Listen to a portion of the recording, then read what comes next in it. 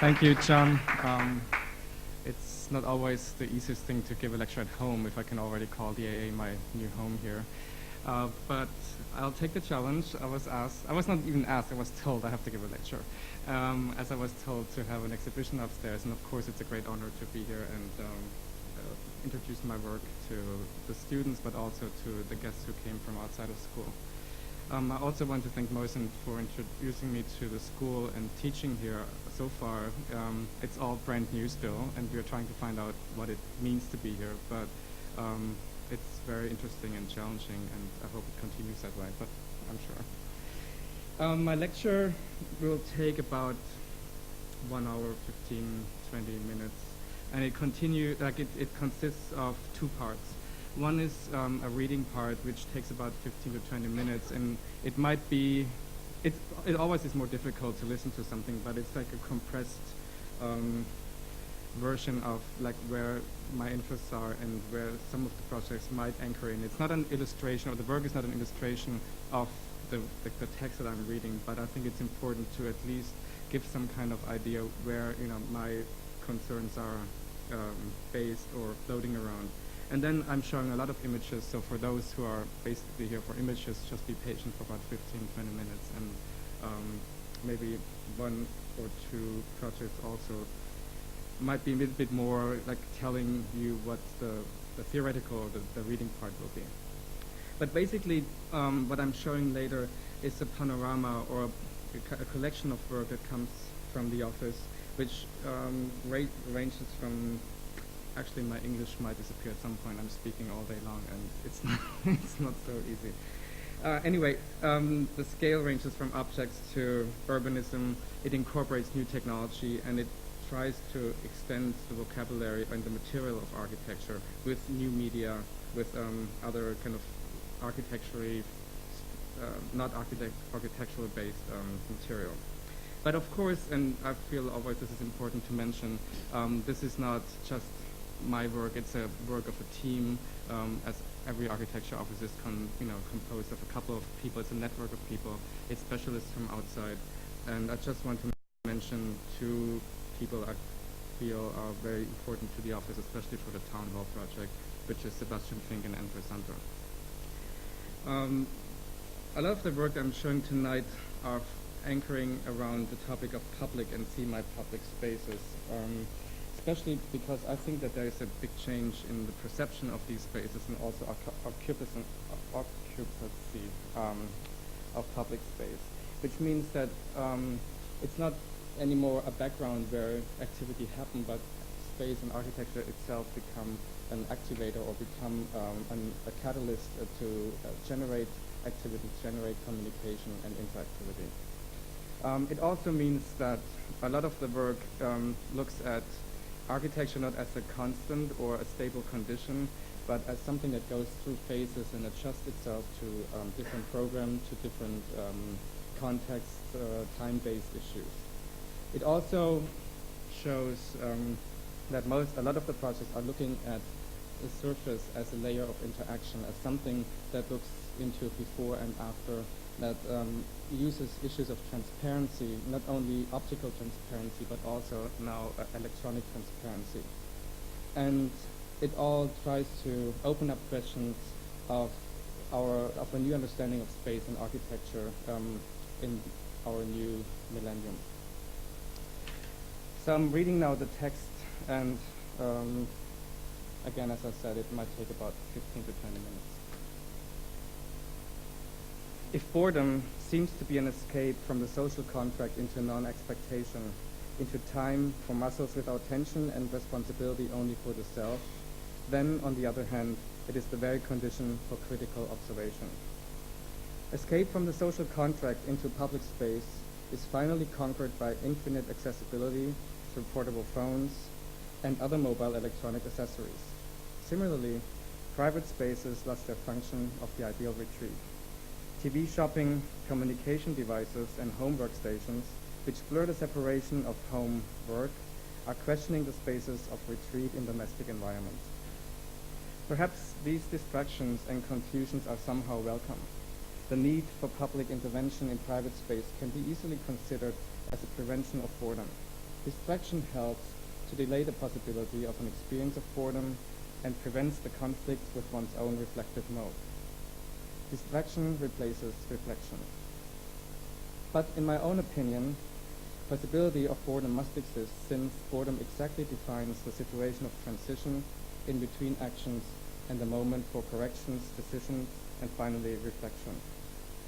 Take for instance Adorno's remarks in relation to boredom on the 19th century, quote, "The central motif of reflection belongs to the interieur," end quote, and manifests itself in the architectural condition of the window mirror. It functions to project the endless row of apartment buildings into the isolated bourgeois living room. Further on, Adorno writes, "He who looks into the window mirror, however, is the private person, solitary, inactive, and separated from the economic process of production." Walter Benjamin in Das Passagenwerk considers weather as the major cause for boredom. "Nothing is more boring to man," he writes, "than the cosmos. Hence, for him exists the most intimate relationship between weather and boredom. It is the canvas for hollow, idle talk." For Benjamin, rain in the city evens colors into gray and produces the perception of a mellow day and monotonous day spent inside. Others, including Wolf Mies, relate boredom to a spatial, temporal process as an active force. Quote, "Finally, time is killed when we notice that it seems endless. Consequently, boredom appears to be eternal monotony, always the same, a gaping void." Boredom finds space within the interior. It is embodied in the self or comes from within. According to Mies, space and boredom cannot be thought of independently. Therefore, the sequence Kurzweil, Langeweile, short-lasting pastime, versus long-lasting boredom, builds joints of perception in time-space coordinates. If we remember our own personal moments of boredom, don't we always relate them to specific spaces and locations? As Patricia Meyer-Spex shows, boredom was always considered to be a problem of specific social groups. In any period, there is one social group that is accused of being bored. However, by the end of the 20th century, boredom expands beyond the limited definition of one precise victim. This is a longer quote now by Patricia Meyer-Spex. Although the spread of boredom has coincided with and reflected an increasing stress on subjectivity and individualism, the state of mind carries social as well as personal meanings. From the 18th century on, one can note a tendency to attribute boredom to members of groups other than the writer's own. Middle-class journalists in the 18th century believed the nouveau riche to be bored. In the 19th century, the middle class assigns these conditions to the aristocracy. The old think the young are bored, the young think the same of the old. Given the residuum of moral opprobrium in some circles attached to being bored, many people vigorously deny boredom in themselves while seeing it in others, in those of another kind. Moreover, with increasing emphasis, various forms of public discourse attribute the causes of boredom to a set of social and political conditions, from the repetitiveness inflicted in assembly line workers to the deadness of television comedy, seeing it as a social inevitability rather than personal plight. Boredom is a capitalist plot by one interpretation. By another, it is a necessary byproduct of technological advances. Later on, she writes, as its declared dominion spreads, boredom becomes a metaphor for the postmodern condition. With the emergence of the metropolis and its bourgeois class in the 19th century, boredom first appeared as a cultural mass phenomenon. 20th and 21st century technology no longer restricts the causal conditions for boredom to metropolitan life, but continues erasing their class and site determinacy. Speaking with Rachel Barrett, boredom functions in the place of an inability to name or describe a sensation of change. As a delay of recognition, boredom oscillates between specific modes of perception and establishes a discourse between blurred vision and clear perception. Opaqueness and transparency of thought have major effects on the logistics of our everyday life, like the space-time management of production and free time, and the manipulation of spaces of retreat, amusement, and control. Free time is extra time. And quite often it seems that extra time is as much organized as work time. Scheduling leisure time prevents passivity and self-reflection, since we might end up bored and dissatisfied. Distraction, the companion of boredom, generates a strong economy of leisure time amusement. While most people go to amusement parks for their own amusement, more and more find their workplace in leisure time institutions. The individual need for spending a growing amount of free time in an interesting way creates jobs, keeps violation low, and helps to develop infrastructure. The leisure time amusement is a major economy factor for organizers. It is a psychological condition for the individual. Here, architecture mediates between the conditions of social economic event and individual experience of distraction as a protection of boredom. Again, if boredom surfaces in a denial of the participation in a production process, then logistics are the very counterpart that can react with flexible management just in time. Hence, boredom and logistics cannot be thought of independently. Logistics means adjustable techniques of transparency with outlook and foresight in the production process of our culture. As Adorno shows us with his remarks on the window mirror, in the 18th century and 19th century, the idea of reflection was the metaphor to rethink society. Even painters of the 19th century and early 20th century used mirrors, water puddles, and other shiny surfaces for their reflective qualities to show us moments of boredom, melancholy, and longing. Now, in the 20th and 21st century, issues of transparency seem to be the model to understand cultural and political forces at work. Durchblicken, to look through in German, means understanding, means penetrating layers of blocked perception. To think architecture in the 20th century is impossible without thinking transparency. For the next century, however, technological developments in electronics and new responsive materials are framing the issue of transparency in architecture in a radical new way. Visual transparency is substituted by electronic insight. Organization, security, surveillance, logistics, and orientation extend our view onto architecture and urbanism. And some of these technologies are already part of our everyday life, like board computers for homing your car. It is my assumption that the rhetorics of logistics give us hints about a new form of transparency in architecture. And I'm just running through a quick wrap-up of transparency in 20th century architecture to guide you through a new understanding of it. In the early decades, structural transparency, as it was realized with the building complex of the Bauhaus in Dessau, for example, shows the architectural effects of a new understanding of medical and technical hygiene. Supporting and non-supporting elements are separated in order to allow sunlight and fresh air to penetrate the building. Later, aesthetic transparency, described by Rowan Slapke, was a strategy for a reading of architecture. It reaches the spatial possibilities of modernism. It researches the spatial possibilities of modernism with the means of ambiguity and multiple relationships.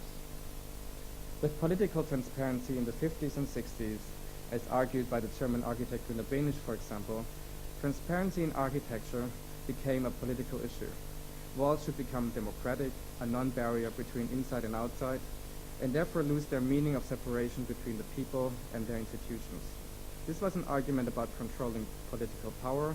Nothing should ever happen or being planned again behind closed doors. Ecotech transparency reacted to the ecological discourse in the 70s and 80s. New concepts for energy-conscious buildings developed certain strategies for the use of sunlight as seen with buildings of so-called high-tech architects.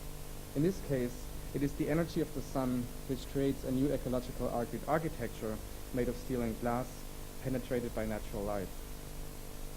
Towards the end of the 20th century, we are facing a new form of transparency. Shifting slowly away from the optical transparency, architecture now houses certain electronic control and surveillance mechanisms which might not be necessarily expressed in built space. These new forms of electronic transparency, or so-called dataveillance, in architecture happen before construction or behind built space. The logistics of everyday life, which became an even bigger issue after September 11th, through security issues and risk control. For example, if global positioning systems are used to organize, locate, and navigate in open space, Now, local positioning systems are used inside buildings. Under the product name of 3D ID, it is possible in offices in other places where security is an issue to locate people with senders at any minute. Antennas inside a building hand on the sender like airplanes, guided from one control station to the next. From one central point, it is possible to locate the searched person up to a 3-meter radius. Similarly, one can buddy a person with an object which helps to find it. GPS and LPS have already changed our idea of transparency in surveillance inside and outside buildings. Now, with the advent of smart labeling, nearly any object becomes sender and receiver. Beyond one-way communication of positioning systems as we know it, electronic transparency turns into a network of data exchange. Everything is communicating with everything. Electronic transparency questions certain hierarchies of control. A good example which allows us to reflect upon some developments in this area is the movie State Enemy Number One. Will Smith is State Enemy Number One, and he is being chased by the CIA, who is looking for a specific videotape. Witnessed by satellite cameras and followed by CIA members, Will Smith is running on roofs of houses. In the central control station far away, the chase could be followed via satellite cameras. This is one moment when he enters a hotel building on the roof, and the optical survey of the chase has to switch to an electronic survey. The sender in his trousers, which were put there before by the CIA, helped to locate him inside the building, which on the other hand was stored as a 3D data model in the computers. Now via mobile phones, the chasing CIA members get the information about where Will Smith is hiding in the building. I don't know if you have seen the image, but you see a wireframe, and it's a red dot that's running through this wireframe, and therefore he can be located in any space. Let's just think about this for a minute. In the near future, everybody's wearing smart gadgets, or we already do with our mobile phones. We are constantly sending and receiving data. City administrations will ask for 3D data for building permits. A virtual city is built up and includes not only the volumes of the buildings, but knows about the interior organization, our position and needs. Transparency in architecture turns into data accessibility. Transparency automatically demands for strategies of covering. Those feelings then provoke moments of uncovering and thereby insight.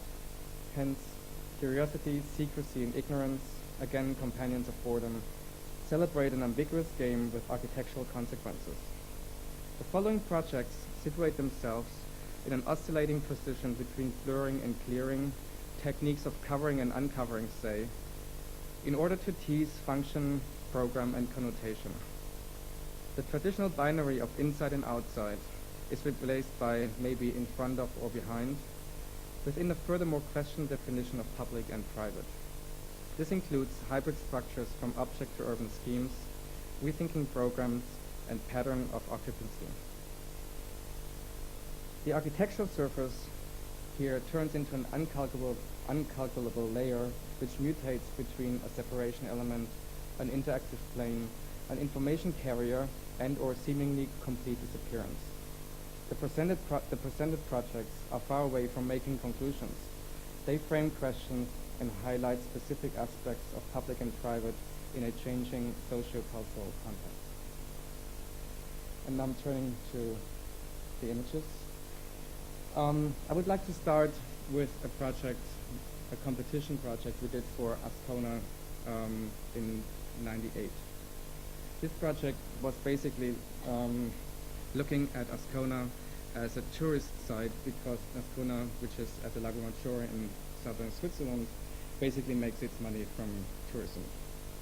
And I think in '95 or so, the city managed to get the traffic, which was running from north to south through the city and then here running along the lake.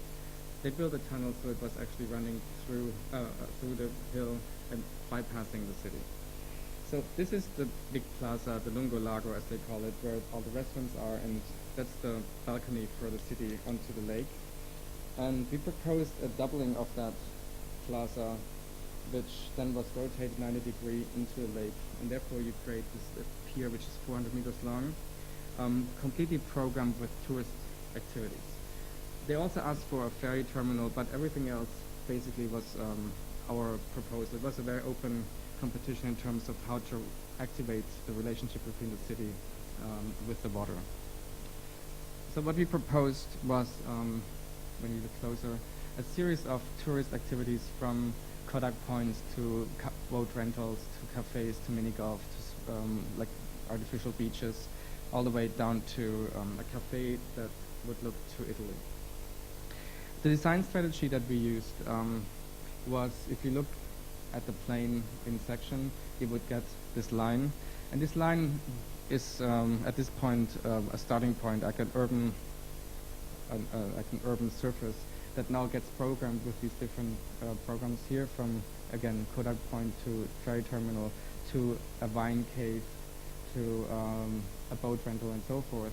And therefore, this layer starts to modulate and accommodate these different programs. So you also get like unexpected areas like the wine cave on the water, which then would go into the substructure.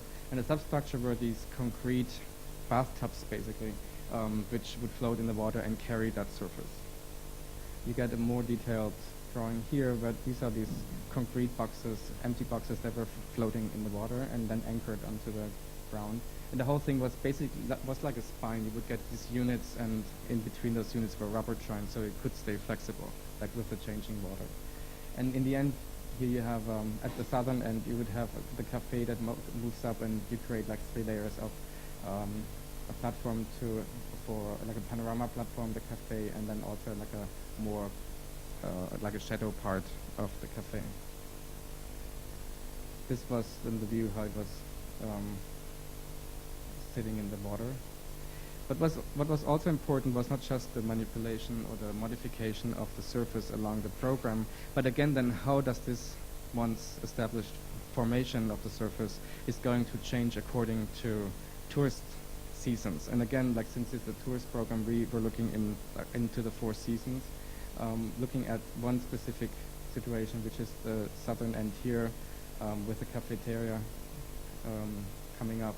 And we were looking at how this program then gets fine-tuned and changed again, like over the period of the year. So this was spring. Here you have summer, fall, and winter. In a similar way, another competition for BMW in Munich, which was won by Coop Himmelblau and is going to be built by Coop Himmelblau, is a new delivery and event center next to the main headquarters of BMW. You see that this is the main administration tower and the museum, the old one, and they are landmark buildings. And next to them, you have the Olympic Stadium from 1972. And the site was exactly between these 2 sites. So here you have the high-rise and the museum objects, and this is the landscape of the Olympic Stadium. We proposed a scheme where this is a parking lot at this point, or like a 2-deck parking lot. We proposed a scheme that actually would bring back public space also onto the roof of this building, but underneath, of course, is the BMW world.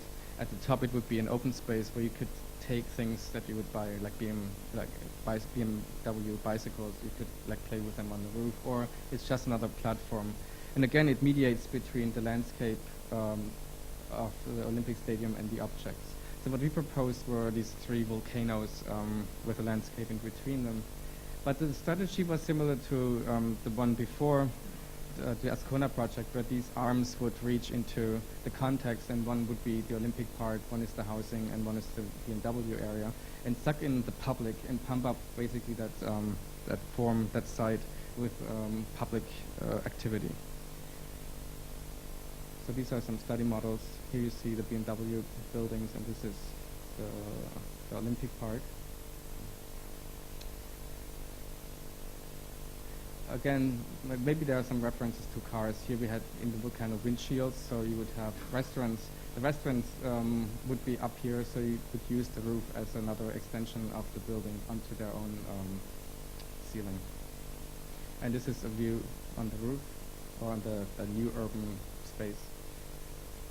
And that's the BMW world underneath. On a completely different scale, similar strategy was the Style Park launch we did for Style Park. Style Park is a computer-based website that's it's an internet website where you can research objects for the interior, mostly furniture, but also light fixtures, fixtures for the water and so forth. And they wanted to present their website, but also the kind of networking aspect. What the companies, some companies they work with can initiate. So in this case, it was Sickens who works with colors. It was Gira who does water fixtures.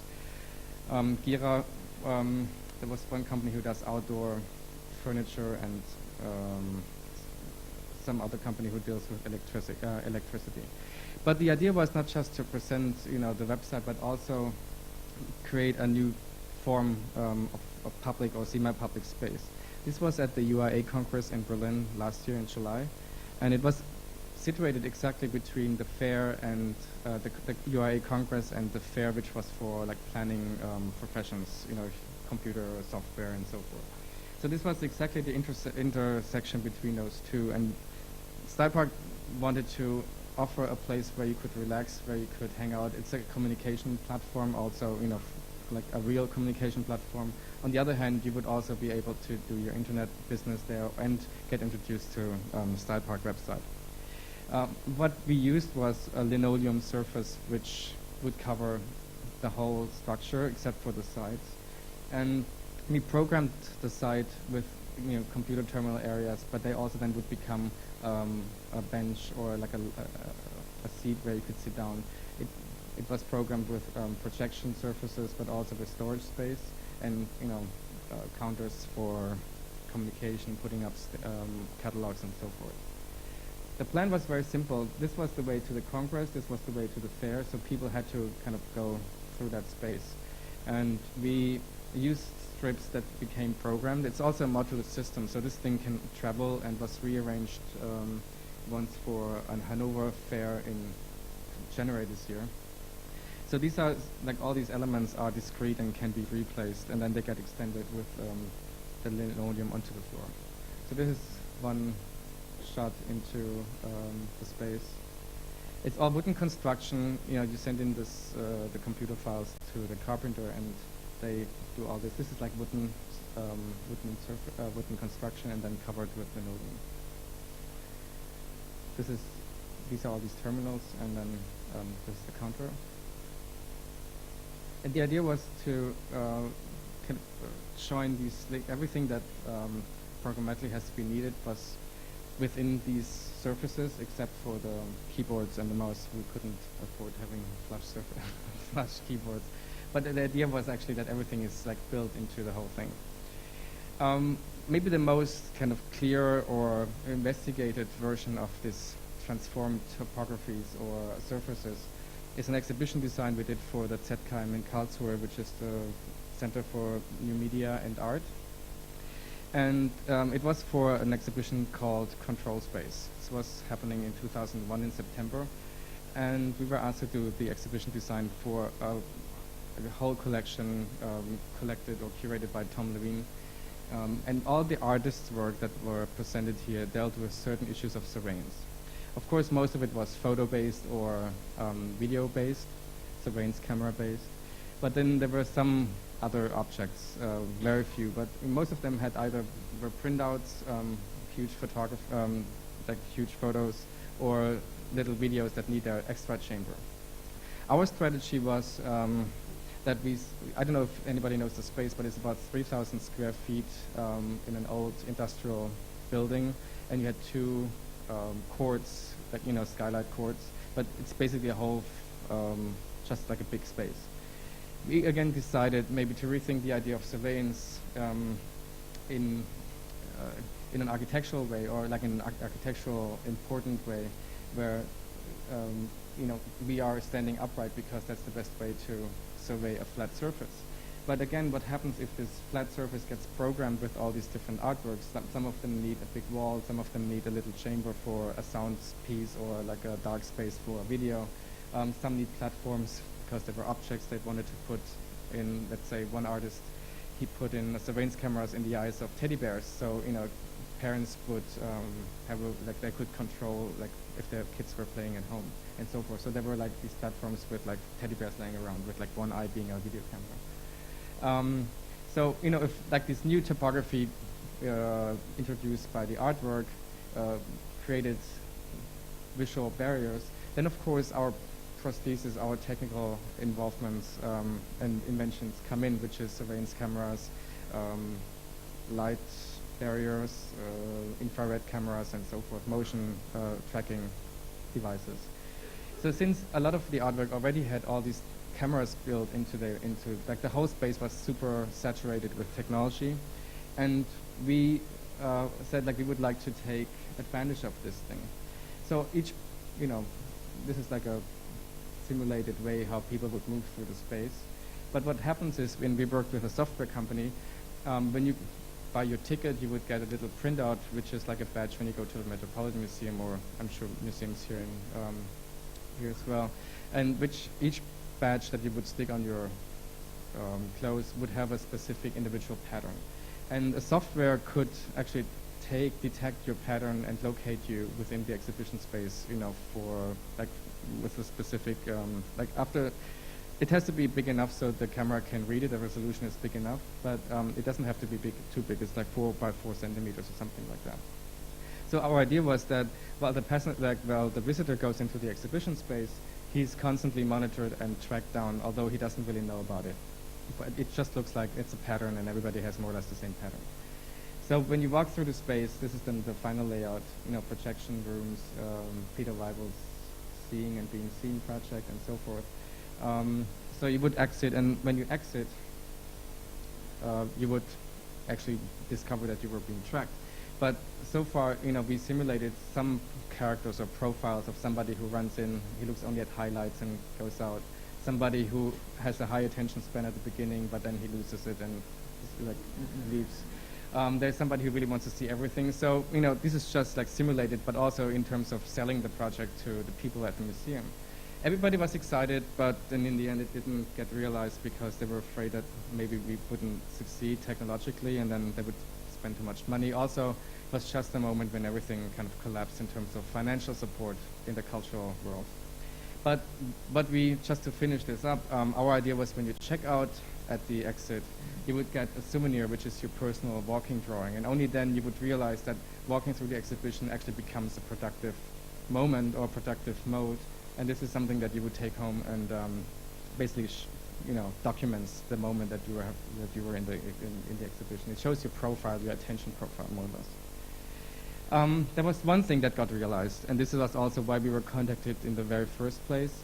It's these little red cushions, and if you have been upstairs in the exhibition, that's similar experience. In this case, this was a lounge where you get secondary literature to some of the artists, but also a lot of work was web-based, so you could go into the internet and look at the web-based surveillance projects. At the same time, and this exhibition just opened about 2 weeks after 9/11. At the same time, it also rose certain questions about what do you record and what is kind of recorded of, what's the personal data that can detect you or can lead towards discovering where you are or who you are. Since most of the artwork in there were video-based and photo-based, it was one of the very few pieces that looked at, biometrics or issues of other information of your body that you would leave. And architecture then, in this case, doesn't have a naive, kind of innocent surface anymore. Every surface that you touch, that you react, can become a recording device. In this case, it was more like a playful version of it. But you could easily see how this then just sucks up your information, your data, your temperature landscape, your body print on a specific interactive surface. And this is only like one small example of a series of objects that deal with temperature-sensitive surfaces. And you can always read them in different ways. And I think in the context of the control space exhibition, it was very much read in the issue of biometrics and data recording. Here it was more something that plays with interaction and a communication device. This was for the Berlin gallery Müller de Chiara. And again, this bench, which is 7 meters long, goes from like it goes through different kind of programs. This is a pedestal for a video piece by some other artist. This was a seating bench, a table, and these things should lie here. This was basically where the catalogs of the artists are. And again, it records, the temporary use of these things, either your body or, a hot drink. And the most successful piece of these temperature-sensitive objects is the heat seat that was done for Archilab in 2001 and is now in MoMA San Francisco. And again, it's something that, is kind of shifting between being like a fun furniture recording, like playing, with yourself in a way, kind of like communicating with yourself. Also exposing certain layers of intimacy or discretion. Well, when we talk about transparency, these all of a sudden then, don't really allow you to look through, but it projects something that you might try to hide.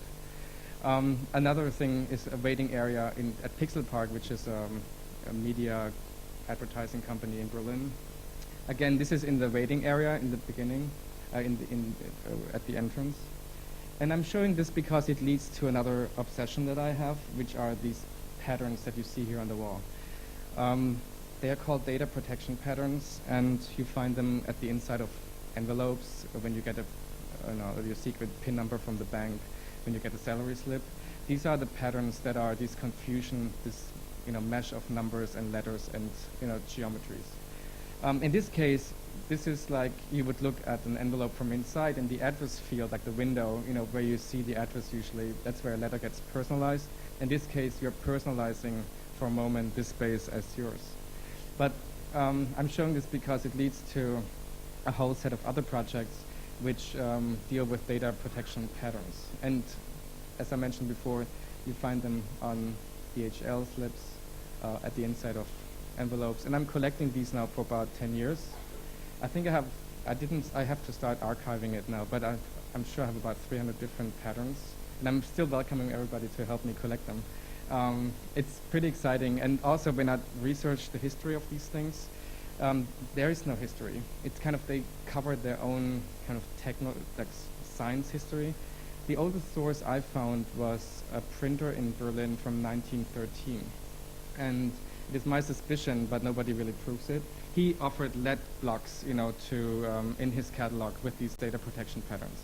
But I think it comes with coal paper or carbon paper, where you could write original and copy at the same time. And not all information can go to anybody, so that the person who delivers something doesn't need to know how much it is that he delivers and so forth. So it always is this construction of a neutral or, let's say, public face, and it has some kind of private or personal information behind it. Again, it could be read as a metaphor or as an early example of data handling and also transparency of information. Now, the first object I did with these data protection patterns was the guest book. And the guest book was completely printed. It was a completely printed book, but completely printed with this kind of blurry pattern. And the idea was that you would write you're invited as a guest, and you have to write something into the guest book. And it's always a little bit of a strange moment. You don't really know what you want to write. You don't want anybody else to read what you have written. It's like you have to be polite, and it's like really complicated. So the idea is that you write it and then it disappears in the pattern. And I don't have a photo which shows that if you would write something with a ball pen, a black one, you would see that something is like there's some error in the pattern, but you can't really read it. So only when the reader actually touches the paper, the pattern disappears and the writing appears. You could read it, and then when it cools off, it disappears again. Or you just leave a temporary mark as it is here. So as the guest is only a guest because he comes and leaves, the writing does the same thing. Lie is another object which was done for Henry Urbach Architecture in New York. It's a bed sheet, and again, it's printed with data protection pattern and temperature-sensitive material. And I like to quote Georges Tissot here, who said his best anagram that he found was bedroom and boredom. Again, there's a whole set of literature where people can't leave the bed because they're just so bored. It's kind of bound to bed. You're just like circling around yourself. It's your own shadow that's following you all the time. And again, it plays, of course, with ornaments, cleanliness, spots, like hygiene and so forth. S-Bahn Berlin was the biggest application so far, and it does something completely different. It becomes the background for writing, in this case, graffiti.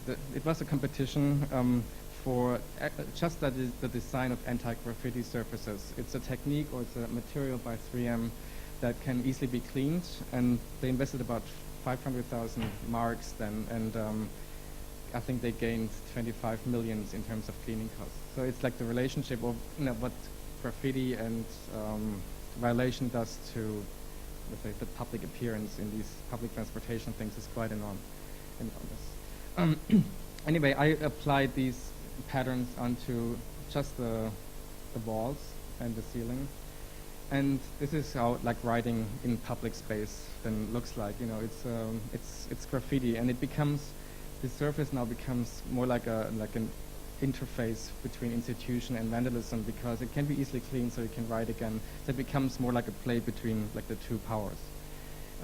Now they changed the pattern into, without asking me, into little Brandenburg gates and TV towers of Alexanderplatz. So if you come to Berlin, this is like done by the S-Bahn themselves. So you see, even like if it's getting scratched, they can just tear it down and replace it. Another one, and this is the last one I'm showing with data protection. No, it's actually not true. Another artwork that I was commissioned was at the VPRO building by NBRDV.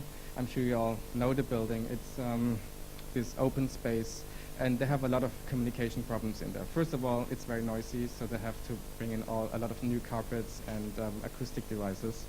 Second of all, people feel they are exposed because they don't have their little cubicle where they can work and create their little private space. So this is the only time I designed a data protection pattern. It's using their logo, and you find this also in data protection patterns that, let's say a bank would use their logo at the inside of envelopes to create a pattern. So it's using their logo and creating 3 objects. One is temperature-sensitive postcards, so you could write into these postcards and leave notes at other people's desks, but people who would walk by couldn't just look at the piece of paper and read it. You would have to at least touch it and get the information. So it was like another little moment of separation between the public and the personal.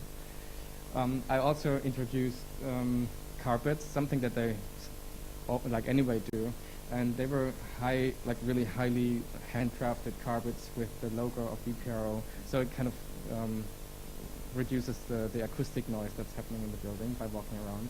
And then I also introduced screensavers and desktop patterns, so the files that are on the computer are also more difficult to recognize for people, for passers-by. And another strategy with data protection patterns you might know from your school books. I had them, and I think it's more like a 70s or maybe 80s issue. They're called hideout in red, the technique. That's the word that I found from the printers. And it's basically, if you have, let's say, a Latin book or a mathematics book, you have the question, and then there is this red pattern at the other side of the page. And you would have to take a red foil, a red film to cover it, and so the red pattern disappears, and the solution or the answer in light gray printed in this pattern then becomes readable. So I took that technique and made it spatial in this case. This was again for Müller de Chiara Gallery in Berlin, at a very kind of politically important or saturated space. It's at Rosa Luxemburg Platz, across from the GDR party headquarters, and also the Rosa Luxemburg Square. So, and at this point, the exhibition raised some question about cultural funding or financial support from the city, from the government, from the city government to the cultural world. So what happened here was basically a reflection of that red context onto the gallery space. The whole wall was covered with data protection pattern in red, and then at the glass we had these red films. This is the gallery, and the red pattern was wrapped around here. So at daytime, you would walk into the gallery and you would look outside, and then the red context becomes redly stained. At night, when the gallery is closed, you would look into the space from outside and look onto the pattern. In the backspace here, there were some comments like news clips about the cultural, the political and financial situation of the city of Berlin at that time. So this is the view. If you go inside, when the gallery is open, you would look outside and get the red stained context. And then at night, you would be outside and look through the red film into the gallery space. And I don't know if the projection is so good, but like if you would look without the red film, it's just a pattern. But then if you look through the red film, you could read the title of this exhibition, like the hideout in red. Also, both parties that are running the city right now are called red parties, so it's a red government. So again, it was like an ironic play on the strategies of of cultural support at that time. Stadthaus Scharnhauser Park. That's the biggest project so far from our office, and it also has some data protection pattern in it. Some kind of, I felt it, it's like if you're in a radio show, you have to make a nice transition from one song to the next. This is like the data protection pattern helps here to bridge the gap, but also since it's both dealing with some kind of political issues here. Scharnhauser Park is a completely new town for 10,000 people built outside of Stuttgart.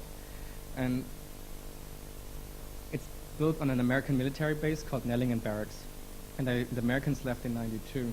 And the city that actually is already established around it, it's a city that consists of 5 small cities. And the 4 cities that were there before all of a sudden were facing a kind of an empty space like in the middle of their city. They were combined in the 70s with the city, like when the city administrations were kind of combined together, so it's like reducing the cost of city administrations. So this new central empty area then became, the city decided to develop a 5th town, which would be everything from like correct, like child, how do you say that, elderly correct to ecologically correct to child friendly and so forth. So they try to, kind of be good in any sense.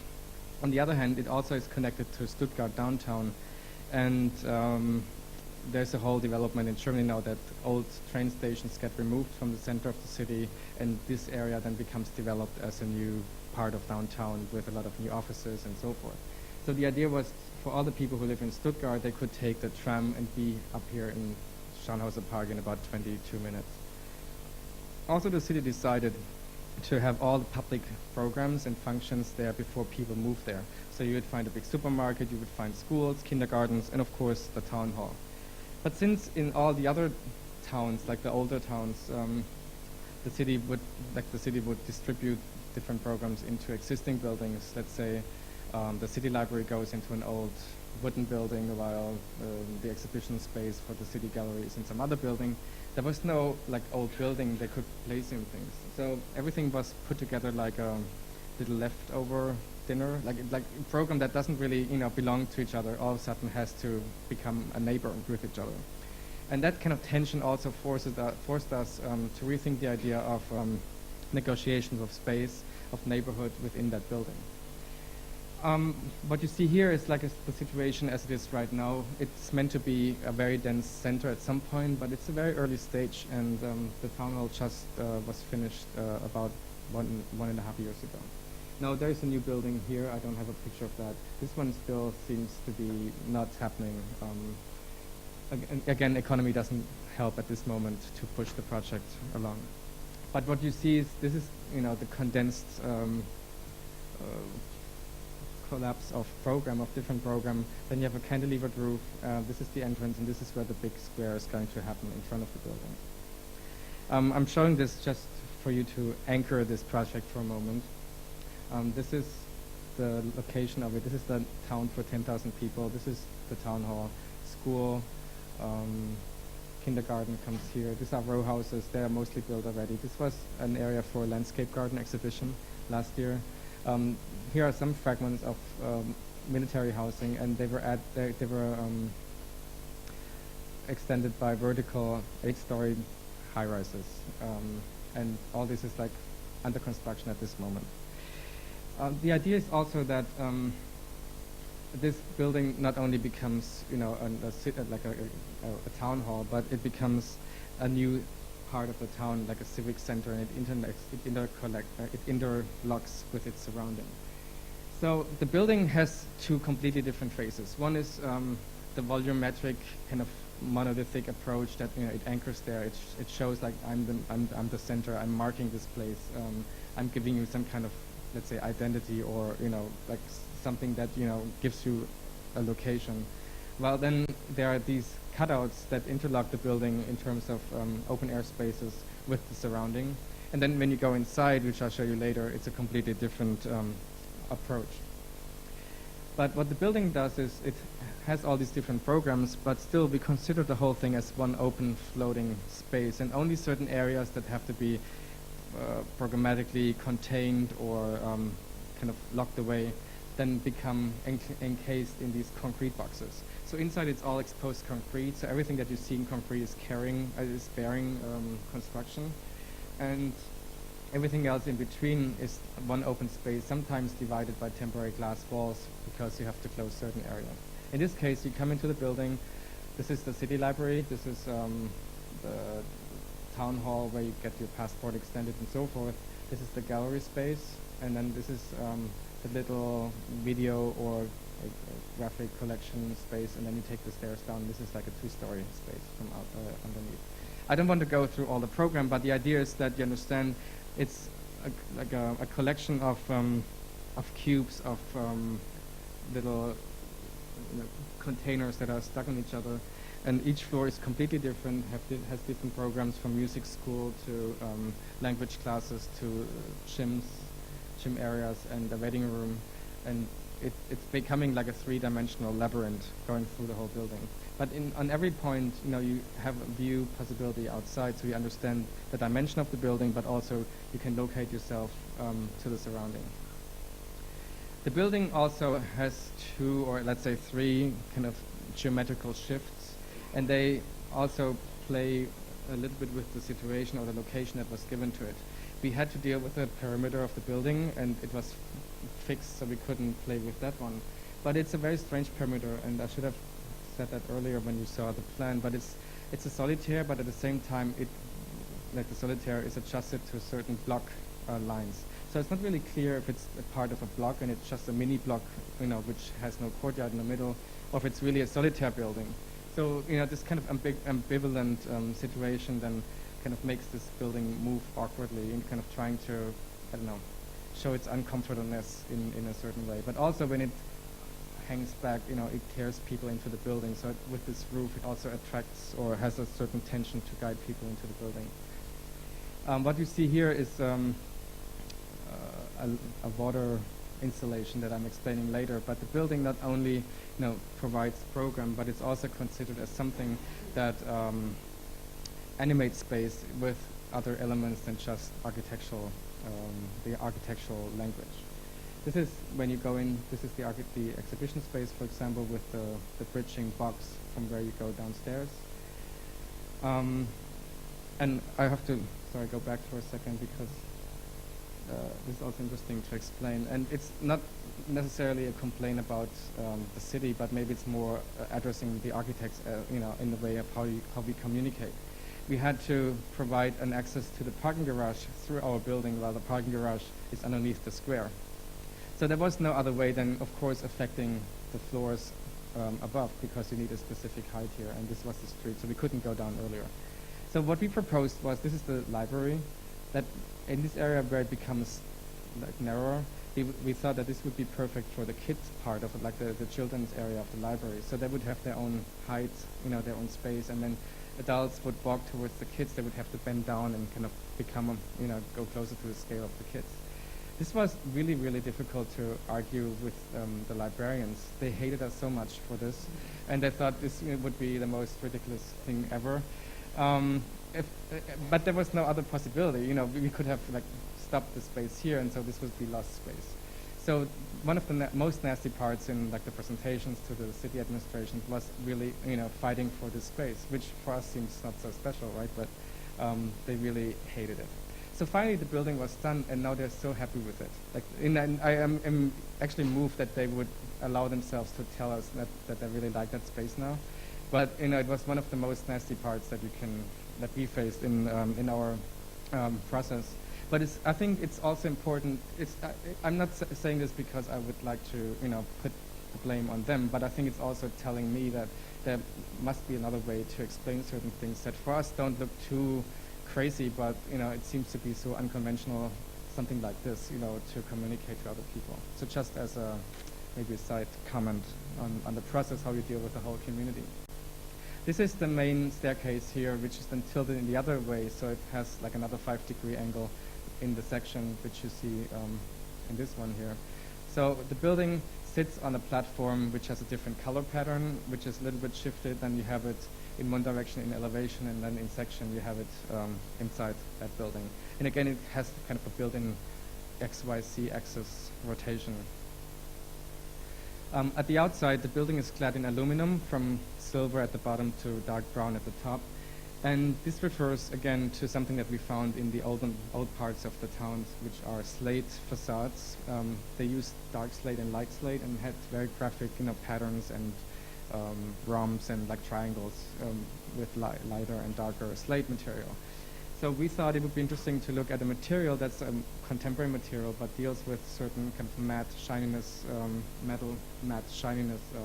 And we found again this kind of no material. Maybe it's coming back slowly, but Stuttgart was full with these brown aluminum anodized facades in the 70s and 80s. And now actually they get all replaced and mostly stone facades come up. We thought it's about time to rethink this material and bring it back. And there was actually no discussion about that at all. Like, if you argued and if it's anchored back to some kind of historical reference, then it's okay. I don't know. I thought this would be the most difficult part, to get this material back onto a building, but there was no argument at all. Again, like if you have inside this kind of collage of boxes and materials, the outside then kind of tries to hold this energy together with these strip windows. They run completely ignorant of what's the interior program around the building. They just have 3 different versions. One is they stand vertical here, so they come outside, come up, kind of they leave the surface of the hanging back facade at the top. Then here they're flush. Here they're hanging down, and again, oh yeah, here you see that. And then you go around the corner, you see how they're flush at the top, hanging down, but then here they're completely flush with the surface again. This is a view, if you zoom in from the south, how it might look at some point, but again, it's like a tele version in time and in optics. But then you go inside and it's completely a different world. You're going through that building, which seems to be massive and dominating the space. But then if you go inside, it completely turns around. It's a very 3-dimensional complex, or maybe 4-dimensional complex space, where certain spaces are taken over by the gallery here. This is the space I talked about, the children's gallery part, library part up here. Everything that's the floating space I talked before, these are the concrete boxes. Everything in between that has a lit ceiling, so it's a very light condition. You always have daylight from every angle. And the visual connections between inside, outside, but also among different rooms and programs are quite important. And this is the main staircase that's running up.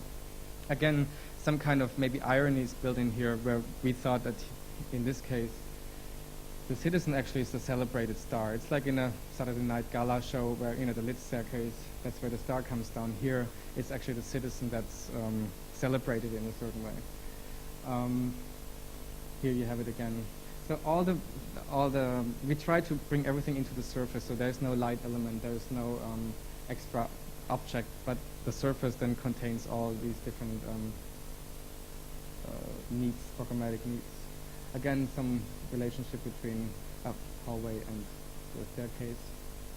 Then the tilt, the 5-degree tilt, also makes some kind of nasty or tricky details. This is a door that's hinged, not at the end, but has to be vertically connected from here to like somewhere in the middle here. This is the multi-purpose room, and this is the waiting room. Another topic of communication. Again, maybe this is the only space that's a little bit strange or other in the space. Again, we thought it's interesting to play with the idea of romanticism, of being getting married, the celebration, the veil, and so forth. You know, you can read it that way, or you can just say it's a different space. But the people of this town really hated it in the beginning, except for the younger people, and there are a lot of people living there from the Mediterranean countries. So now it's called the foreigner-friendly wedding room, and they also had to open it to a lot of to a lot of people who come from outside, young people who want to marry there, but they had to. I'm getting confused here, but they had to reopen their old wedding room because the people from that town didn't like the new one. But then a lot of people from outside really like the new one. So now it's like a shift of people marrying from outside here, while the other the people from that town marrying in the old wedding room in the neighboring part of the town. So again, the woman who was performing or who's organizing the weddings, she again tried to change the room afterwards. She was talking to people in the hallway that she really hated the room, and she was actually replaced by somebody else in the end. It's true. It's a true story. This is the city gallery. Again, the gallery space. Another story. It looks beautiful. I thought this was one of the best parts in the building. It was already done. The mayor comes in and he says, "I don't like brown in gallery spaces," so we had to replace this by milky, sanded glass, which I think really hurts this stair. But there was no way. There was budget restrictions all the way long. He came, made a decision, 25,000 euros, no problem. So it's all these things that you're facing. But okay, back from these little stories. Another issue that was really important with the town hall. The city of Ostfildern, which is where the town hall is built, along with two other cities in Germany, won a competition called Media@Com, and it deals with certain issues of new technology, especially internet and technologically based developments in administration. It also means that data handling of the people then allows a lot of functions to be put into the internet, while people, let's say, would have to go usually to a town hall to prolong their passport or to hand in building permits. In the future, they might do that via internet. So it's not a real reason to go to the town hall anymore for the regular functions that you have. On the other hand, it also means that some things might be helpful, let's say, for drug consultancy. There is a certain anonymous situation where you can get advice, but then of course it also has to fear that some personal contact would be more helpful in certain serious situations. Anyway, the idea of the transparent town hall, as they call it, it's not my word, means that there is a whole new way of data handling and getting accessibility through the internet onto city administrations. We tried to represent this shift also with a model that uses the data of the town hall. In this case, it's a wireframe model that's completely three-dimensional now, encased in this glass cube. And again, it's not a material model, it's just little cracks in this glass. So the model itself actually is a non-material model. It's just an information, it's a crack in the glass. And it's built by laser beams that, when two laser beams meet, they create this little flash and it cracks, and it's like an addition of small cracks within that glass cube. And I'm sure some of you have seen it already as, as souvenirs. You find it with a little Eiffel Tower in it, or a globe or something. In this case, I thought it was a good way to represent, first of all, having this like a 3D map of the building that could guide you to walk through that, labyrinth.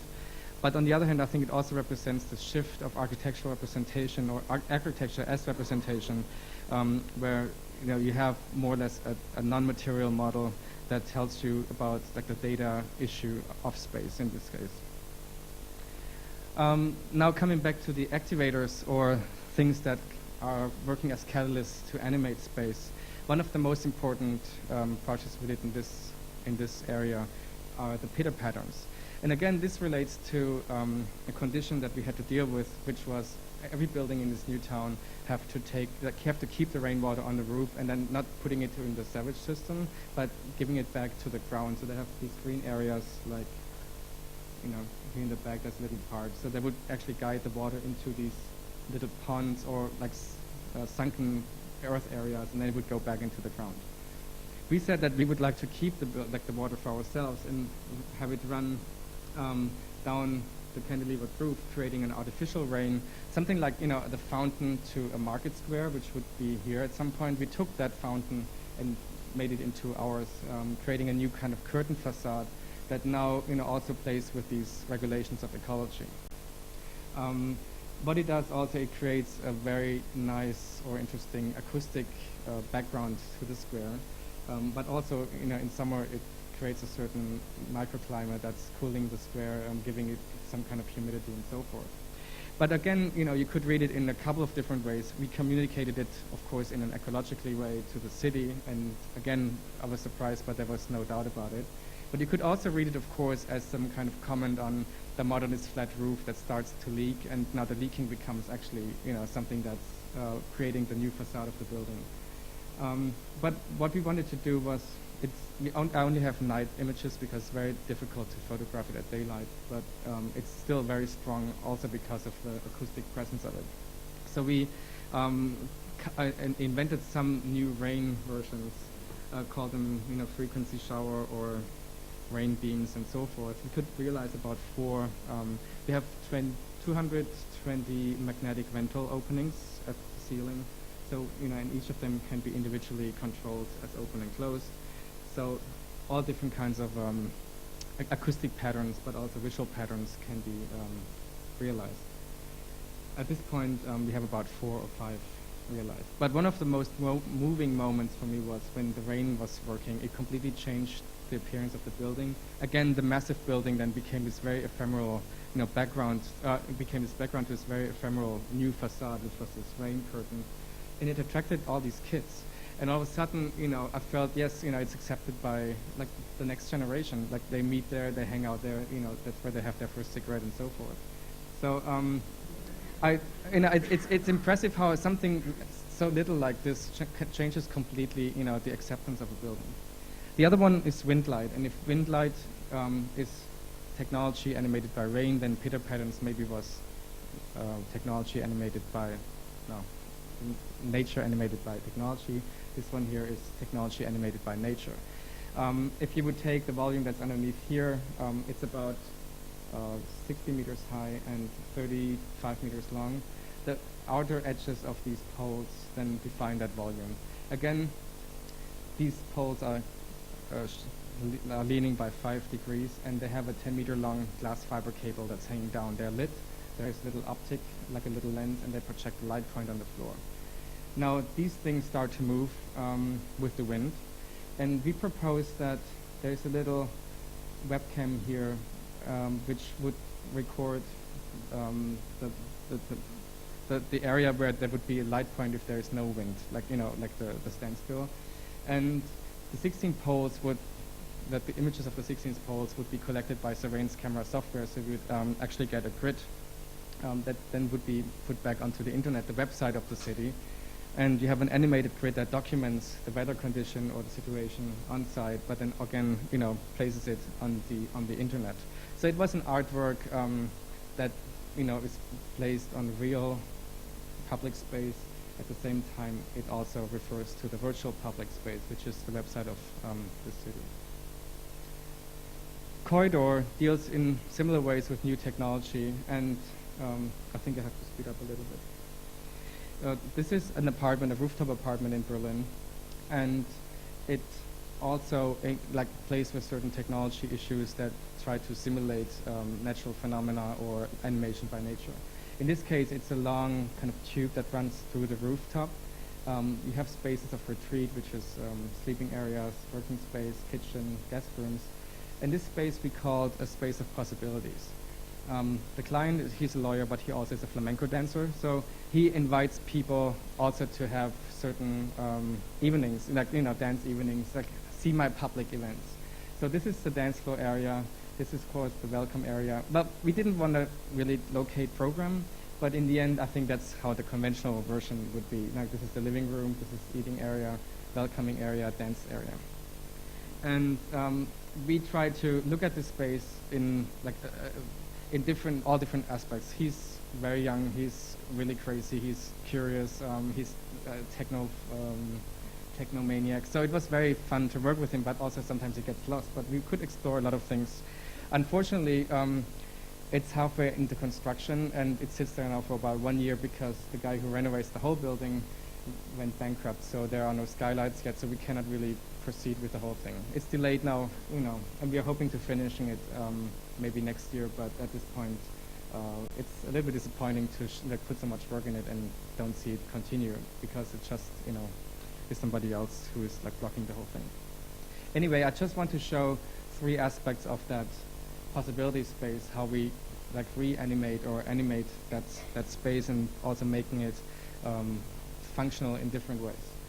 The first one is the idea that this is the section, so this space then in the end bends up, and this is a beautiful view onto the skyline of Berlin, and just like a neighbor here is the public pool by Tessenow, so you look actually into the public pool which is lit up at night. One idea is to prolong the space, kind of to extend the duration of the space through afterglow paint. So when you switch off the light, and here you see this is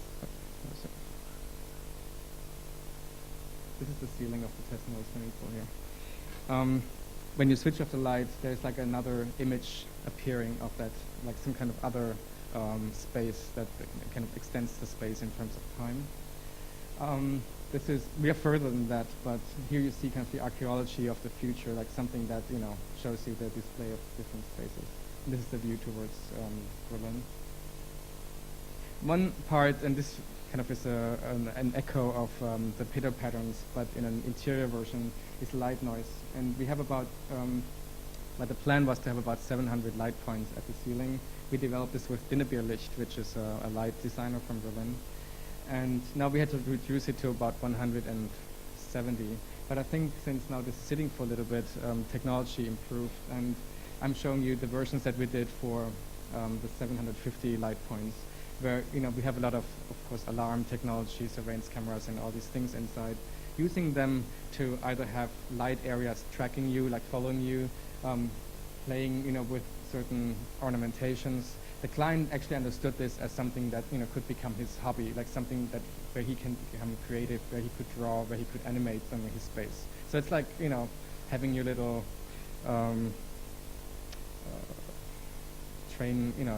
model train track at home, he would play with his ceiling.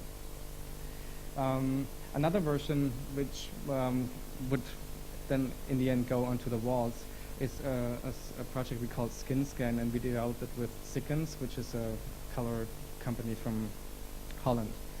And the idea was that the skin of the building then actually becomes, or the interior color code of the apartment becomes something that comes from the source of the body, the palette of the complexion of the person who actually owns the space and lives in there.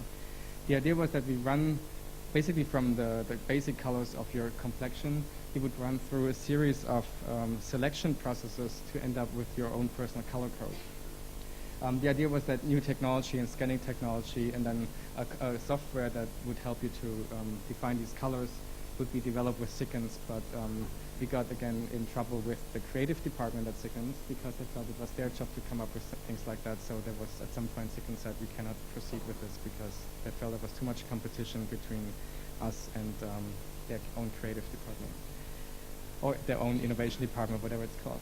But we developed 5 steps called Skin Scan, but we can still do this for this apartment, but it's not becoming a standard development for a new way of making colors smart or colors more relational with the body or the person who inhabits the space. But we ran through 5 steps from Skin Scan, which is scanning in your complexion, to mood mode, where you can fine-tune the colors. You get another, now you can stain these found colors. You can go through a saturation and a brightness process. The computer would give you topping tips, and in the end you would get your personal color code. And I'm just running briefly through the scheme that we developed. The first would be you scan in either your skin or your body, and it's quite interesting what the palette is that you get from different pigments and so forth. Then you would go through different modes that would take the incoming colors into different color systems. There's always like the reversed one, as in a color fan. Then you can take each color and fine-tune it by saturation and brightness. You would get topping tips from the computer. Let's say you had this color, the computer would offer you like this yellow, and the same thing with the inverted ones. And so in the end, you would end up with a color code, which then you as a person don't have to make selections anymore. Well, you don't have to decide anymore. No, you don't have to come up with colors anymore. But you are put into the position where you have to decide and select. Again, we hope to apply this onto the apartment. Another skin project, and this is more recent, are prototypes for Bisazza, which is a glass mosaic company. And again, we looked at what's the possibilities of the surface. And again, usually glass mosaics are treated as or seen as cold, stable, kind of hard surfaces. But we thought that it might be interesting to completely turn this experience around and make the glass mosaic into a soft surface. The idea was when you get these sheets that come on a paper or on a fabric, and it's really nice how flexible they are. And that quality we try to, or we converted them into furniture pieces. These are very early studies, how this softness then can become, in a way, interactive or playful and comfortable as well. We ended up doing foam forms out of polyurethane foam. Then they got like a skin with polyurethane coating, and then these glass mosaic tiles are glued on with a flexible glue. It sounds easier than it is actually. It's quite complex. I think we just managed to solve the technical problem. It's not so much that the pieces come off, but it's the glue that's not flexible enough. And so we are like facing some issues, but I think we got it. And Bisazza wants to develop them into real furniture pieces to present them for the first time at the furniture fair in Milan next year. So the first prototypes then led to forms like this, where again, similar to maybe the Style Park lounge that I showed in the beginning, they are just forms that it might imply some kind of occupation or program or position, but again, you could always turn them around and read them in a different way or use them in a different way. It's a whole like family of like 3 or 4 forms that combine this group, and again this is just the basic version, and the early version you can apply certain patterns onto them. In this case, it's a new Bisazza pattern called Zebra, and one set is then covered with that one as well. In terms of sets and kind of family groups, families of objects, this is a completely jump into a different scale. But in a way, it's not so unfamiliar to the Pixie piece that I showed earlier. This is a master plan that we won in last year in December, and it just now picks up and becomes, we become busy with that one again, which is near the Potsdam downtown area. I don't know if you know Potsdam, but it's just outside of Berlin. It's a Baroque city, and it's a World Heritage Landmark. Potsdam is important for its Baroque gardens and castles, and also because the whole landscape around it is defined by high points and has a relationship. Let's say from up here you find the castle, and there's a visual, like a panorama terrace, and there are kind of a whole network of visual connections within the city. This area here is called Potsdam Docklands, and it was an empty area. It was an industrial area, but it was empty for the last 10 years because the city didn't know if they are going to build a new parliament there. Now that they decided to build their own, rebuild their old castle in the city center, that's also where the parliament goes because there's no other program.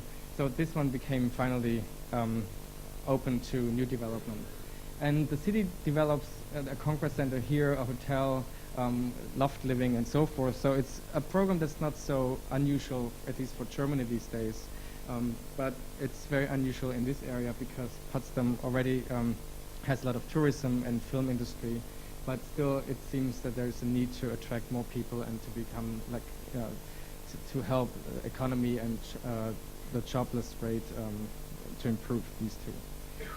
I'm showing this also because in terms of the city development, this is the Perseus building and this is by Schinkel, so you have some kind of old references. And the Einstein Tower is just up the hill, so it's like back here, which is like one of the early modernist buildings. I'm showing this because, again, the idea of negotiating space as in a town hall or like in the flexible neighborhood situations as in other projects, it's a very similar strategy. You come up, you have the square footage that's asked for. We divided it into specific programs. They didn't want to have mixed programs because it's difficult to realize them. Like investors don't really like mixed buildings. And then as soon as you divide them into these programmatic areas, then you start to negotiate, and like one might need more space, the other less space. Anyway, it's like a little puzzle, where they create like neighborhoods and spaces of negotiation.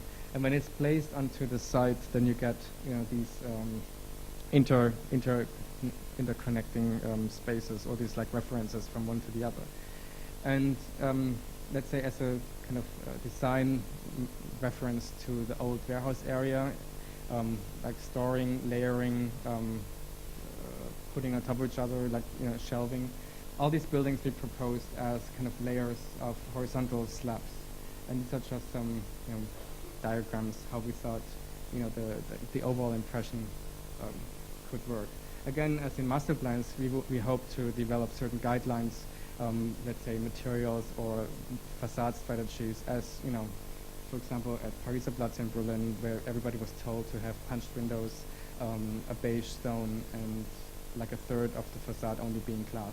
So there would be some kind of guidelines that create a certain unity, but on the other hand, it should allow enough freedom for individual architects in realizing these things.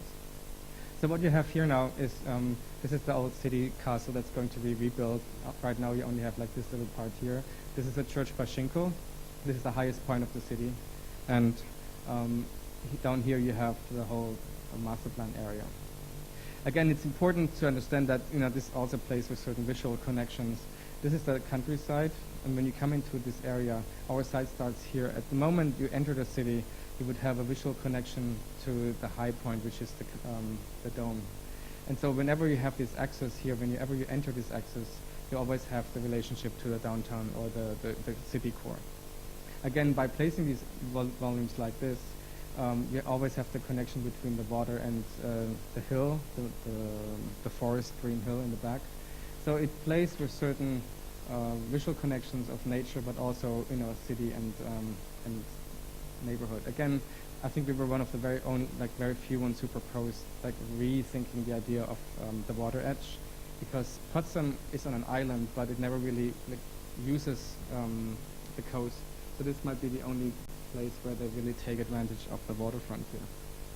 Again, what you see here are these little curvy volumes, and I'll show you some perspectives later where you get the idea how these things then start to modify the narrow space amongst them.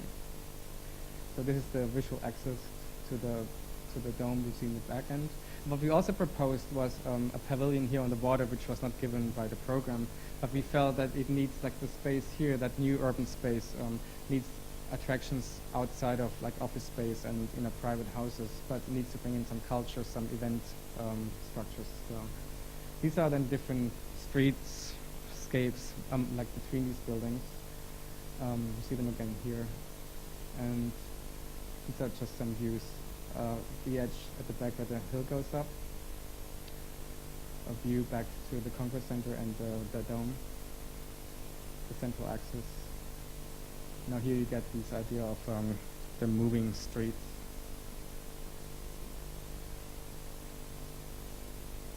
The water edge.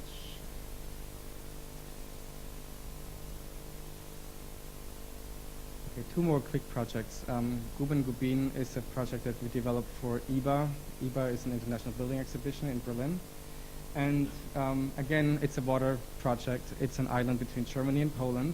We just got a call that it's going to continue because, of course, they have no money in Poland for things like that. But there's a lot of excitement. And now with Poland joining the EU, this can become like a symbolic project. Also, they could then finally get European money, Interregio support money, all these new financial supporting things that I think we don't know about.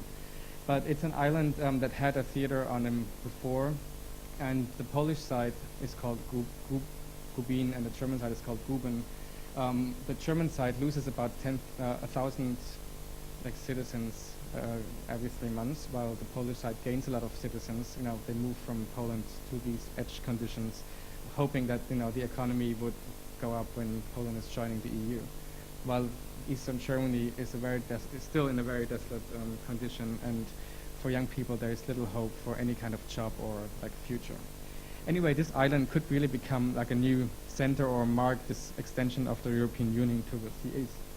So what we proposed on this island was a little lounge at the northern end, which was more the informal meeting point.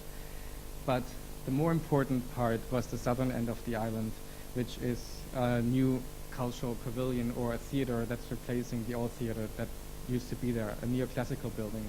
Also Guben, we were asked to participate actually with a landscape architect, Koki Malakowska-Koki from Berlin. And they approached us because we just won the Mies Prize, and they thought it would be a good match because on the Polish side there was a Mies house that was destroyed after the Second World War, so we would bring back the Mies spirit in some way. It worked. I mean, she's Polish, he's German, so they already kind of live the European extension, and we were brought in as the architects for that island. So I'm just showing briefly what we proposed here, which is the new pavilion or the new theater. Again, it had to be taken into account that it has to be developed in phases. So now they would maybe be able to finance the cafeteria part, then they would do a stage, they could do the roof later between the stage and the theater. Then if they have more money, they turn around and make the stage here, and then in the end, this would be the audience area in the back. So it has to be also taken into account that there's a process, and each mayor in the future could celebrate a new extension of that pavilion. It's quite interesting. It's not an idea that I had, but actually they came up with oh, good, we have multiple events to celebrate a donator or somebody who's making political decisions and so forth. So these are just two quick views. This is the southern end of the island and another night view. And the last project, which is maybe the most ideal activator, or would be the most ideal activator, is this structure that we proposed for the Cultural Olympiad in Athens. The one honorable mention, I think none of them get realized. There was a hope for a while that the prizes and dimensions might be realized, but I don't think anybody really heard much about getting these things done. What we proposed was a structure that would be placed between the city center of Athens, which is kind of packed with culture anyway, and the Olympic sites outside, like in the surrounding of Athens. And we would like to place these things on parking lots of shopping malls, basically where you don't have culture going on. It's in the the domestic neighborhoods of Athens. And again, it's in areas where you would have enough space, but again, maybe not enough program. So what we proposed was placing these structures onto these parking lots and hoping that people, local people, would take over and activate them and giving them some kind of program for the period of 3 or 4 months, while the Olympic Games are on. And it could be the meeting point between the tourists, the sports tourists, and the local people. It is a structure that is inscribed in a triangle, so you could put them on either side. And again, however you put them, topography changes, and you could also combine one or two, and therefore, also it implies different kinds of program. These are just, more, let's say, cultural or sports events. But you could also imagine that they become, the covered part could become a daycare center during the day and a cool bar at night. So it also changes program during the period of a day. It has to be transportable, so it would fit in 3 overseas containers. The idea was that they would travel and go from one city to the other in Greece and also abroad and maybe at some point to London. This is the last image that I have, which is an open air night, movie night on a parking lot in Athens.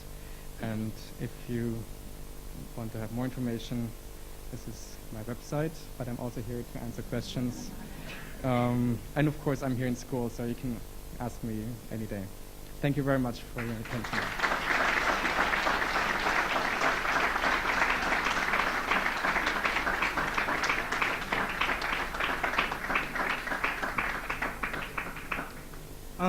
Well, thanks very much, Jurgen, for a very interesting and wide-ranging presentation, which highlights the diversity and impact of projects which can be made from a very active but relatively small team. So thank you very much. If anybody has any questions, briefly, we have a few moments. I think people like. Or you are overwhelmed. Well, thanks again, Jurgen. It's a very, very interesting presentation. And, thank you. Well, maybe just not as an excuse, but you know, it might sound a little bit all over the place. But I think it's also important to mention that there's no like clear profession anymore. Maybe like, you know, we have to experiment in all fields, and we don't have the luxury to kind of have an education where you sit down and say like, I'm an architect, I'm doing buildings. It's always trying to test out, you know, where you can anchor your ideas and how you can get them done. And it doesn't have to be always be a building. It can manifest itself in all kinds of versions. So maybe that's the subline of it. Thanks.